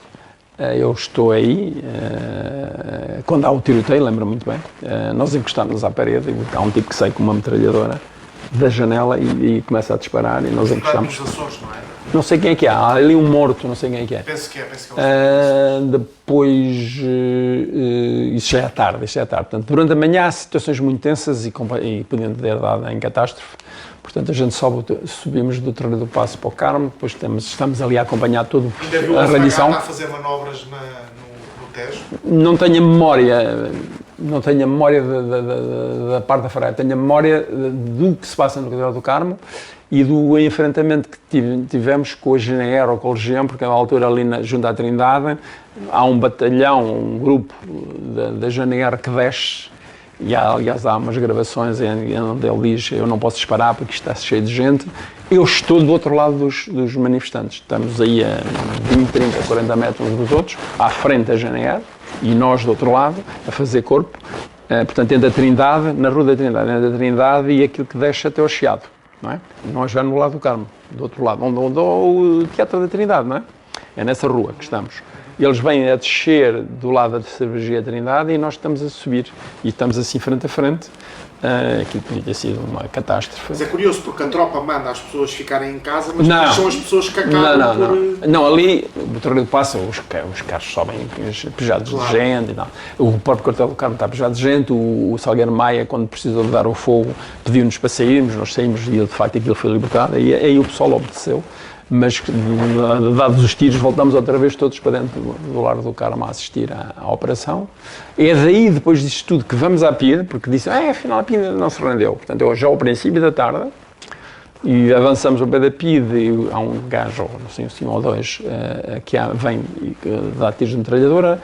Há uns que se conseguem, junto ao São Luís, ou lá que é encostar à parede e protegendo. Depois nós descemos ali, onde era antigamente a Luísa Moraes. Daí fomos, onde há uma segunda morte, eu também, por azar, também estou aí ou não, que descemos para o Martim Muniz e começamos a subir a Avenida da Liberdade e começam a haver uns atos, aliás, de vandalismo. Há uns gajos que assaltam e só por acaso é que não há mortes, mas aí há um morto. Há vandalismos num supermercado que ali há e havia polícias a guardar. E há um polícia, eu vou atrás, que saca da pistola e dá um tiro. Eu imagino que esse tenha morrido porque o tiro entrou-lhe algures na cara e saiu para o outro lado. Ele foi enviado para São José. Mas isto já é o princípio da noite. Portanto, eu aí parei, regressei a casa e depois continuámos as atividades. Mas o dia 25 de Abril eu acompanho todo o dia, até à noite. E estou nos dois sítios que eu julgo que são os sítios onde há mortos, que é junto à Pida e ali no início da Almeida de Reis. E ainda apanhou o 1º de Maio também? Sim, estou cá, estou na Fonte Luminosa, o Estado de 1º de Maio, a grande manifestação no Estado de 1º de Maio. Estou lá na manifestação, cá por fora, acompanhei isso tudo. E aí estava ligado ainda ao sindicato? Não, eu aí não tinha ligação nenhuma, porque eu tinha sido expulso da função pública, estava a trabalhar vagamente aí numa coisa ad hoc, e portanto não tinha enquadramento nenhum, nem político, nem profissional. Estava muito ativo e sim no ISPA, porque nós tínhamos entrado em greve, eu comecei o ISPA, abandonei da noite, comecei o ISPA em outubro de 73, novembro, e fui eleito delegado de curso do meu primeiro ano e portanto estava ativo nas greves dos estudantes do ISPA. Eu acho que nos fecharam porque nós passámos a reunir no ISEG, no Instituto Superior de Ciências Económicas e Financeiras, ISEF, na altura se chamava assim, ali ao pé de São Bento, e era onde nós reuníamos de manhã à noite e, portanto, reunimos porque o julgo que o ISPA nos fechou a sala, porque nós entrámos em greve, já não sei porquê, mas entrámos, e, portanto, eu tive aí um mês de aulas no ano de 74, o resto foi greves, e quando o 25 de Abril ocorre, o ISPA estava em greve, não é? Portanto, entre 74 e 75 está aqui em Lisboa? Sim, até 76. Vai alguma vez a Leiria? Sim, vou a Leiria, vou à minha aldeia, que é de lá, não é? Vou a Leiria, mantive algum contacto com a Leiria e durante muito tempo conhecia toda a gente lá. Eu hoje já não conheço lá ninguém, mas na altura sim mantive. Como é que então caracteriza as dinâmicas revolucionárias em Lisboa e em Leiria? Uma vez que... Não, em Leiria não havia revolução, havia oposição. Em Lisboa sentia-se um ambiente de gente disposta para a revolução. Em Leiria havia oposição nos momentos das eleições. Em 69 e depois na preparação do Congresso Aveiro e das eleições de 73. Mas eu falo nos anos de 74 e 75. Isso eu não acompanhei muito. Não acompanhei muito, acompanhei do que sabia da minha aldeia. Portanto, rapidamente, Leiria é uma diocese, é uma zona muito religiosa e senti isso na minha aldeia. Rapidamente, na primeira fase, quando eu vou à minha aldeia, as pessoas sabem que eu estou na esquerda, seria um pró-comunista, coisa do género. Tudo bem, apesar de ser muito religioso e católico, não havia animosidade contra nós. Depois começaram a dizer, eles querem ocupar as propriedades e as terras, causa confusão. Depois há um movimento anticomunista muito forte, na minha própria aldeia.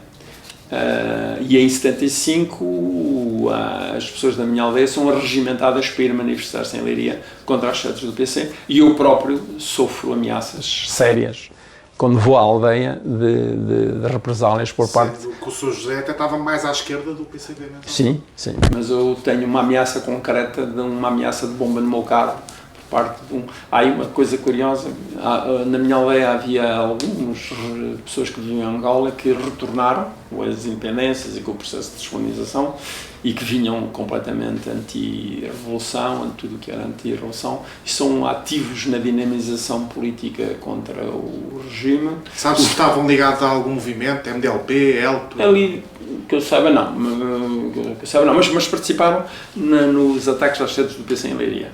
E eu sei que tive ameaças de me colocarem uma bomba no carro, e isso só não aconteceu, dizem-me, porque um amigo meu que os conhecia, enfim, teve um fator de dissuasão. Bom, talvez porque, enfim, o meu pai era professor na terra, era muito estimada, tinha sido secretário da junta, esteve sempre ligado à religião, como é óbvio, e a minha família tinha lá uma boa memória e isso terá pesado a meu favor para eles não terem concretizado. Mais a pessoa que teve uma intervenção de dissuasão para que eles não me fizessem um atentado. Porque eu ia lá à aldeia, nesse período, nós na aldeia, eu e os colegas que estudávamos aqui em Lisboa, ou que estávamos em Lisboa, fizemos uma dinamização lá na aldeia, criámos um jornal da aldeia, para tentar, enfim, na fase era eletrificar, pôr água, aquelas coisas de dinamização cultural, mas com toques de esquerda, como é óbvio. O MFA chegou a ir lá, às zonas rurais de Leiria? Em Leiria, talvez, na minha aldeia, não tenho memória do MFA lá ter ido. As chamadas dinamizações culturais? Não, eu participei nisso, mas noutro sítio, na Guarda. Cheguei a ir com um grupo aqui de Lisboa, já não sei em que contexto, mas fomos fazer um fim de semana de uma dinamização ali perto de Vila Formoso. Na minha aldeia não tenho memória, mas nós, os estudantes, os jovens da minha aldeia, que estávamos em Lisboa, uns 4 ou 5, medicina, economia, engenharia, e eu, fizemos uma dinamização, criámos um jornal para discutir os problemas da terra, tentar puxar pela dinamização cultural da terra. Havia um tom político na extrema esquerda, é um facto. Há pouco disse-me que depois participou em grupos ML, marxistas-leninistas. Gostaria de destacar... O Grito do Povo. Grito do Povo. Ou CMLP. Ou CMLP, ok. Pacheco Pereira também ou não? Não, Pacheco Pereira é PCP. PCP é ML. Como é que, se é que é possível, como é que caracteriza ideologicamente o OCMLP nessa altura? Era um movimento marxista-leninista, como se dizia, portanto, um movimento pró-maoísta, anti-União Soviética, enfim, está na sequência da cisão de 64 do movimento comunista internacional. Era, como é que eu direi, era um movimento, eu caio lá por amigos lá da minha zona, do Conselho de Orém, que tinham sido imigrantes em França e que regressaram depois do 25 de Abril, e entrei com eles. Tinha uma vantagem em relação aos outros movimentos, que era menos ortodoxo, era mais descontraído, e tinha, nas questões de costumes e de moral, era mais relaxado, não? Enquanto os outros partidos tinham assim, princípios muito rigorosos. O MR tinha princípios muito rigorosos, o CMLP não, podia-se beber uns copos e conversar, e não havia... achei que era mais liberal, digamos assim. Mas não foi essa a razão que me levou lá. A razão que me levou lá foi que, no meu contacto, aliás, com essa animação que fazíamos na aldeia, entrei em contacto com algumas pessoas que tinham estado exilados em França, que eram do Conselho de Orém, e que regressaram, e eles próprios estavam a fazer atividade política em Caixarias, em Orém, e portanto isso levou-nos a entrar em contacto. Já agora, qual é que era a visão do OCMLP nessa altura perante a Revolução e a dinâmica revolucionária de 74 e 75? Era parecido, portanto, a OCMLP partia do pressuposto que o PCP deixou de ser um verdadeiro partido comunista e era necessário criar um novo, e enquanto não houvesse um novo, havia a Organização Comunista Portuguesa. A Organização Comunista Marxista-Leninista Portuguesa. Eu não vejo que não se pode como é que se distingue dos outros. É difícil hoje distinguir porque as divisões eram teológicas, não é? Ao nível teórico eram teológicas. Ao nível prático, a CMLP tinha esta característica que a impressão que eu tenho era bastante fácil era menos ortodoxa. Mas, por exemplo, como é que a CMLP via, por exemplo, uma figura como o Vasconcelos, como o era contra, claro. O Vasconcelos era contra porque era visto como do PC. Portanto, era o CMLP era marxista, logo era anti-revisão, era anti-PC. E a União Soviética, tudo o que lembrasse da União Soviética era o chamado social-fascismo. E social-imperialismo. Social-imperialismo, etc. Portanto, a ideia da revolução pura era aquela que vinha da China, a revolução proletária, a revolução cultural, etc. E, portanto, está aí é igual aos outros movimentos amial.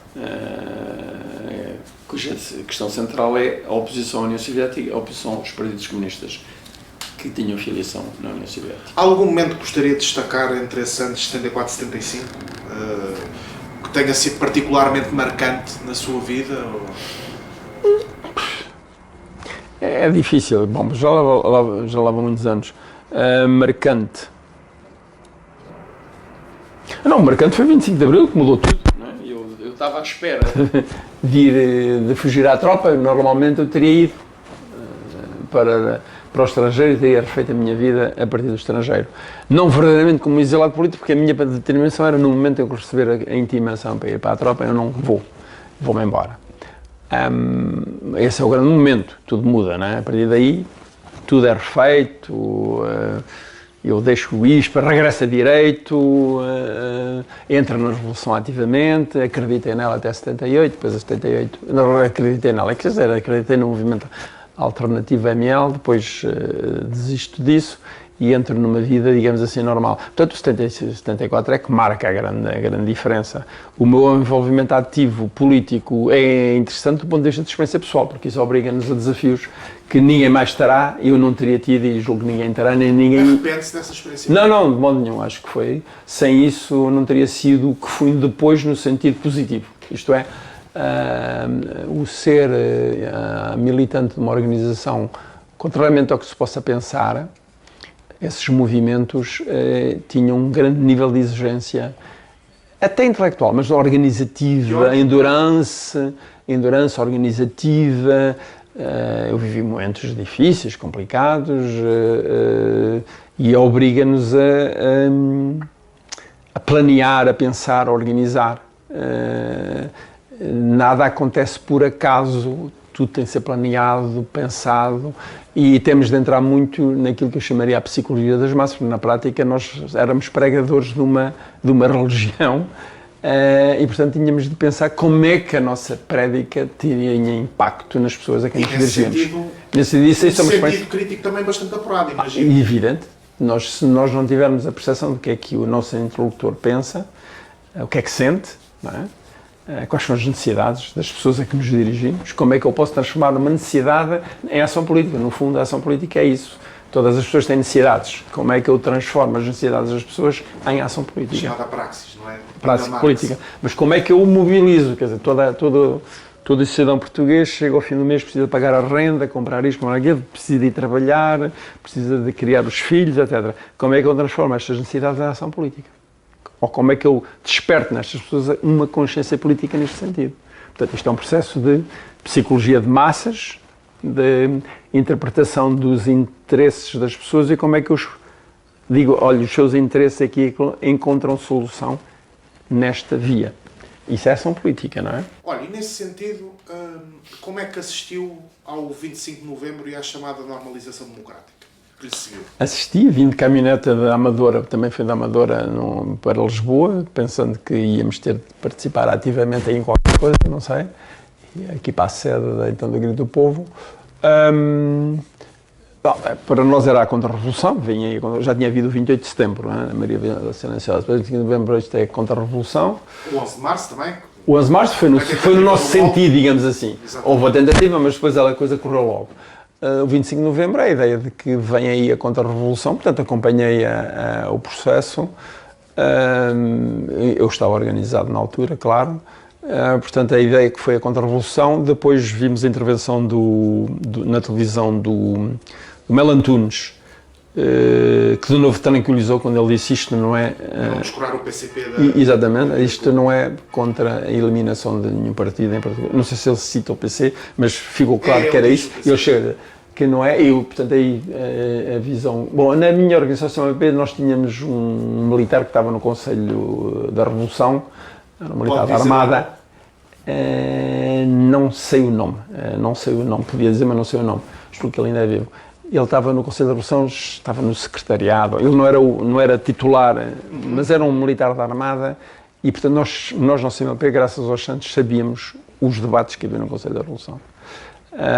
E, portanto, ele terá tranquilizado a direção e a direção tranquilizou-nos a nós, os militantes mais a seguir, do que é que se estaria a passar. Mas, portanto, sabíamos que o Jaime Neves era o que ele pensava. Houve um momento de expectativa que os fuzileiros avançassem, enfim, a situação é muito confusa.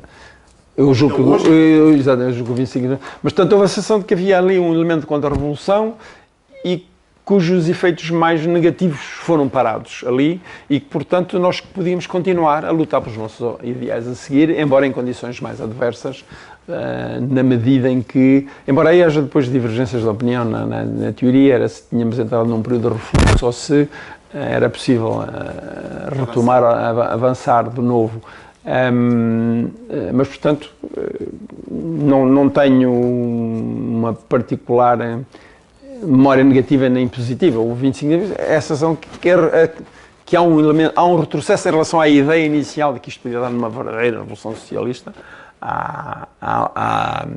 do estilo soviético, ou chinês, ou cubano, que isso já não vai ser assim, pelo menos nesses termos, mas como não há uma repressão generalizada, ou não há repressão, enfim, o hotel é preso, mas é só mais à frente, logo ali ele não é preso. Não há verdadeiramente prisões, que eu me recordo, em massa, não há. É apenas a perda de poder por parte do Otelo, que deixa de ser a figura que era do comandante do COPCOM e julgo que o COPCOM desaparece. Não obstante a candidatura presidencial em 76. Isso é a seguir, portanto, mas aí ficamos com a liberdade para continuar a lutar, mas já não a partir da posição de poder, porque ele já não é... A OCMLP apoiou o hotel nas presidenciais de 76? Ou não? Sim, foi formado uma coisa chamada GDUPs, onde estamos todos, grupos de GDUPs, era assim um termo, que apoia o hotel, nós estamos todos no apoio ao hotel. Toda a gente, a minha memória, exceto o MR, portanto, aí há uma cisão nos MLs, o MR apoia o IANES. Exatamente. Candidatura patriótica. Exatamente. Eu julgo que os outros estamos todos com o hotel, mas espera aí, eu não sei se na primeira volta, ele não vai à segunda volta, não é? As coisas são resolvidas logo na primeira volta, não é? É logo o Ramalho antes. Agora estou a dizer que apoiámos o Otelo. A memória que eu tenho é que sim, é que nós estamos com o Otelo. E eu julgo que não há candidatos fora do Otelo. Portanto, eu julgo que nós estamos com o Otelo. A minha memória é que diz-me que estamos com o Otelo, mas eu honestamente teria de verificar historicamente. A minha memória é de que a candidatura do Otelo é vista como um candidato que vem da esquerda para a presidência aceitável. E do chamado poder popular, sim, democracia nazista. A memória que eu tenho, sujeito a correção, a memória que eu tenho é que nós estamos com o hotel, não tenho memória de não ser. E se não estamos aí, estamos logo a seguir. Eu lembro-me de ter havido até reuniões no técnico, onde estava com o hotel, portanto a nossa proximidade ao hotel aí é bastante grande. E já agora, penúltima pergunta, Sr. José, retomando outra vez a Leiria e a sua aldeia, o que é que depois do 25 de Abril e até aos dias de hoje muda na sua aldeia, em termos socioeconómicos, em termos culturais? Quais são assim as mudanças mais significativas? Se é que mudou alguma coisa? Não, mudou, quer dizer, mudou o aspecto físico, mudou, as casas passaram a ser... Portanto, há uma grande proximidade ao ambiente urbano, enquanto a aldeia era, de facto, desde as estruturas físicas, era a aldeia, as portas não tinham nenhuma fechadura, as casas não tinham casa de banho, etc. As casas eram, junto às casas haviam sempre corrais de animais, os trens, as alfaias agrícolas, etc. Hoje o que temos na aldeia são casas que podiam estar na cidade, no meio da cidade, com garagem, com carros à porta, coisa que não havia na altura, com antenas de televisão, etc. Portanto, o aspecto físico mudou completamente. Mudou, portanto, no sentido do desenvolvimento económico. As pessoas hoje têm frigoríficos, televisão. No meu tempo não havia. Na aldeia, quando eu era miúdo, lá na aldeia. As estradas foram alcatroadas? As estradas são alcatroadas, já até nas montanhas já há alcatrão. A eletricidade chegou. Por acaso, na minha aldeia, ainda não, a água canalizada chegou. Ainda não chegou o saneamento básico. Isso é o que falta na aldeia. Portanto, do aspecto físico, há uma grande mutação que significa um maior desafogo económico. Dito isto, as pessoas têm a sensação de que a miséria económica continua. Portanto, a minha aldeia há apoiantes do Chega ativos por este motivo. Portanto, e dizem, isto está mal. Eu, quando comparo com o que era a aldeia há 50 anos, não tem nada a ver, o nível de riqueza hoje não tem nada a ver. Por estes dados, toda a gente tem casa, frigorífico, televisão, carro, nada disso existia antes. Casas aquecidas, aquecimento central, nada disso existia, há 50, 60 anos. Hoje o bem-estar material não tem nada a ver, é como se vivesse na cidade, até em melhores condições. Mas os salários continuam baixos e, portanto, as pessoas fazem a comparação e queixam-se. Portanto, há uma grande mudança material. Ponto 1. Ponto 2, com a televisão, em particular com a televisão, há um fenómeno de desbatimento das barreiras entre a aldeia e a cidade. Portanto, hoje as aldeias vivem ao ritmo do que acontece na cidade. Porque a televisão traz-lhe as novelas, os noticiários, as coisas e, portanto, as aldeias incorporaram a temática da cidade. Mantém tradições, mas algumas desapareceram completamente. Desapareceram tradições, desapareceram até utensílios que se utilizavam na agricultura. Hoje não. Como ninguém anda com facas a lavrar, hoje só há tratores, praticamente ninguém utiliza. Hoje já não há animais de tração na minha aldeia. Não há ninguém que saiba que tenha lá em casa umas vacas para puxar a chorrola. Isso não existe já. O que significa que há um conjunto de alfaias agrícolas que desapareceram e as pessoas já nem saberão os nomes, porque já não são utilizados. Há mudanças, inclusive, ao nível da língua. Na minha aldeia, a gente não tinha acesso até nem havia 2 rádios, quando a televisão não existia, havia 2 rádios quando eu era miúdo. Quer dizer que nós tínhamos uma pronúncia de palavras que era distinta do que se pronuncia na cidade. Havia um grande contraste entre a cidade e a aldeia. Hoje, com a televisão a entrar, as pessoas pronunciam palavras hoje na aldeia, já como na cidade. Por exemplo, dou-lhe um exemplo, na minha aldeia, quando eu era miúdo, nós não dizíamos água. Pronunciava-se auga. Ninguém dizia água. Toda a gente dizia auga, vou à auga. Hoje não há ninguém que diga auga. Se eu disser auga, mas o que é que estás a dizer? Toda a gente diz água. E porquê que toda a gente diz água? Porque a televisão,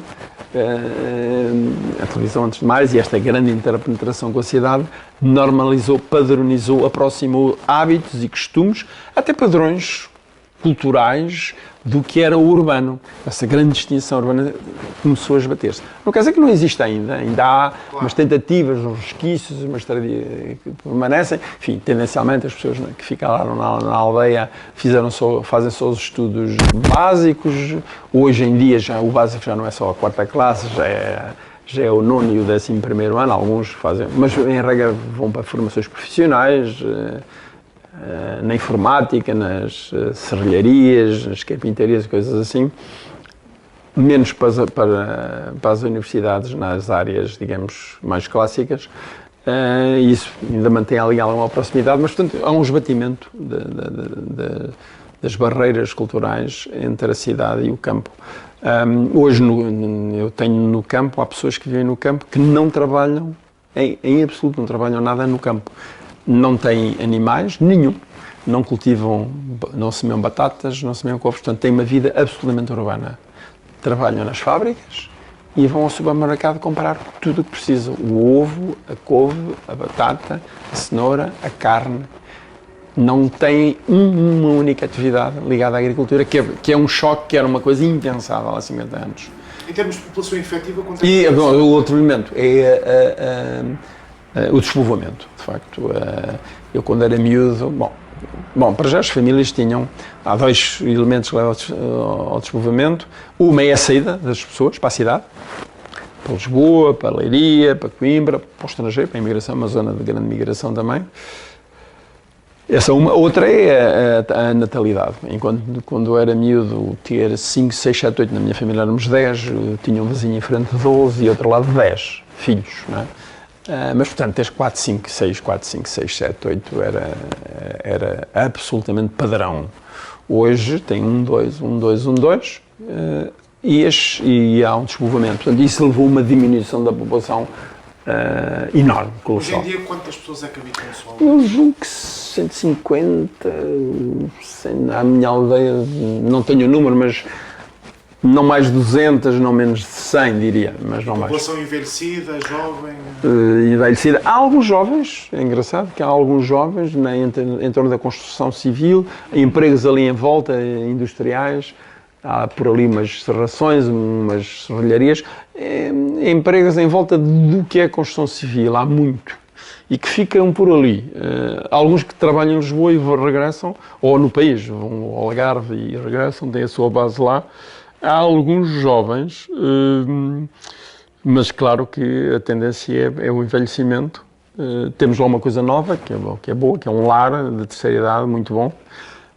E que, portanto, os velhos têm ali um sítio para onde vão terminar os seus dias, que é uma coisa que emprega 50 e tal pessoas, portanto é uma coisa, é um bom desenvolvimento. Mas sim, portanto é menos gente, portanto bem-estar material, sem comparação, esbatimento de diferença campo-cidade e despovoamento. Perfeito. Então, última pergunta desta nossa entrevista, que é a pergunta da praxe. Tendo em conta aquilo que estivemos aqui hoje a falar e tendo em conta que se celebram os 50 anos do 25 de Abril este ano, qual é a importância da celebração desta data? Acha importante celebrar esta data do 25 de Abril?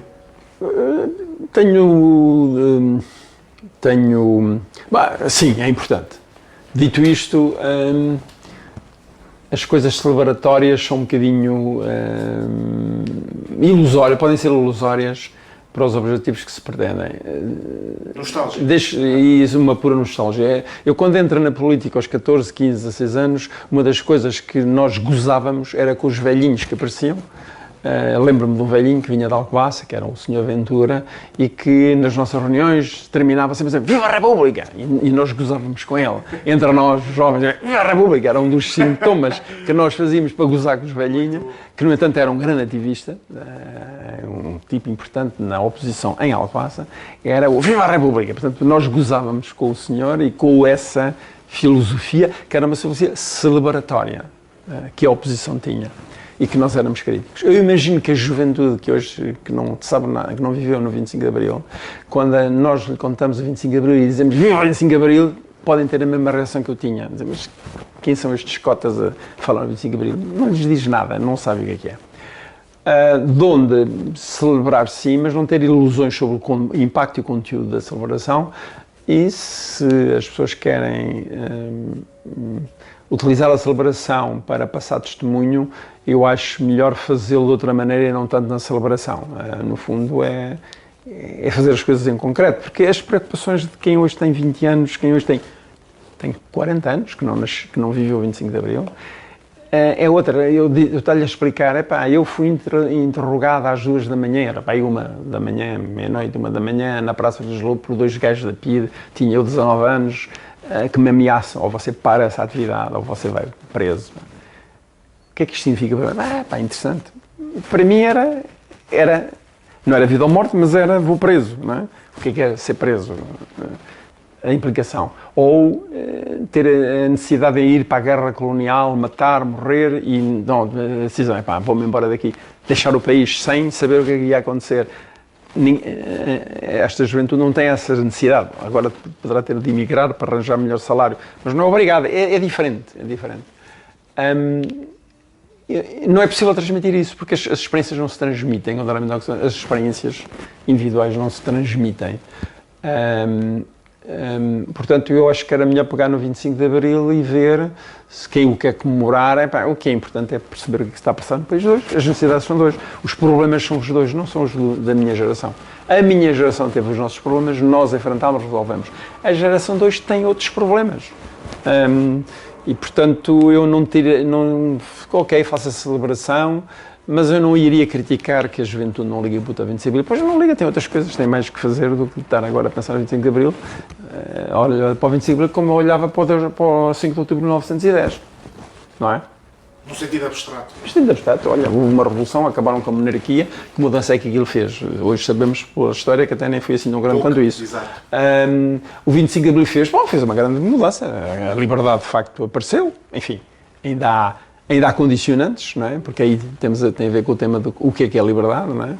No sentido weberiano, quer dizer, é-se livre quando se é proprietário, como ele dizia, quem não é proprietário não é livre. Isso é importante, não é? Essas coisas. A liberdade, acabou a guerra colonial, que era um tema, de facto, que afetava a juventude, que obrigou milhares a fugir, que matou alguns, não muitos, mas 7, 8, 9 mil mortos, deixou muitos estropiados e com handicaps para a vida, deixou muitos psicologicamente traumatizados, porque é uma experiência, andar aos tiros não é a mesma coisa que andar à caça das lebres, não é? É uma coisa complicada, mas quem não viveu isso, não viveu isso. Não, para essa geração foi muito importante, e foi. Para a minha geração foi fundamental, para esta geração é outra coisa. Portanto, o 25 de Abril hoje, ok, faça essa cerimónia, mas examinem-se os problemas de hoje, da sociedade de hoje. E a sociedade de hoje não é a sociedade do 25 de Abril. A maioria da população portuguesa, julgo eu, já é pós 25 de Abril, ou andamos por aí. E, portanto, eu não tenho ilusões sobre esse conteúdo ritualístico, laboratório, e acho que, aliás, pode ser mesmo enganoso e até arrogante eu estar a projetar os meus problemas para os outros. Os meus problemas podem ter sido gigantes, mas não dizem nada, absolutamente nada. Aos meus filhos, eu tenho filhos, já tenho netos, não tem nada a ver. Eu não resolvo nenhum problema deles fazendo-lhe a récita daqueles que eu tive ou que a minha geração teve e que os resolveu. Não resolveu nada. Portanto, é importante situarmos-nos no presente e aí, se quisermos do 25 de Abril, dizer, olha, bem, manter a liberdade, a tolerância, porque havia esse elemento de tolerância antes do 25 de Abril. Epá, na minha aldeia era proibido dançar. Na minha aldeia, a igreja considerava que era pecado, como nós vivíamos no regime do pecado. Quem fosse a um baile, ao fim de meia hora, dizia o padre, o Benevenuto, o prior, dizia que ao fim de meia hora de baile já se cometeu um pecado mortal. Era a tese dele. Ora bem, dizer, epá, a liberdade é importante, é preciso guardá-la, e depois vêm as condições da liberdade. Eu acho que partimos da liberdade e depois as condições da liberdade. O que é a liberdade para cada um? A liberdade para ter filhos é ter com que os sustentar, por exemplo. A liberdade para viver a vida é, se calhar, ter uma casa onde a pessoa viva. Não tem de ser o Palácio de Queluz, mas é melhor que tenha direito à habitação. Essas coisas práticas. Mas não se resolve o direito à habitação suprimindo a liberdade, que é outra que acho eu, não é? Aí as lições da 25 de Abril podem servir para isso, mas sem ilusões. Cada indivíduo vive o seu problema, e o seu problema é histórico. O problema do indivíduo, hoje tem 50 anos, não tem nada a ver com o 25 de Abril, porque esse problema não lhe diz respeito.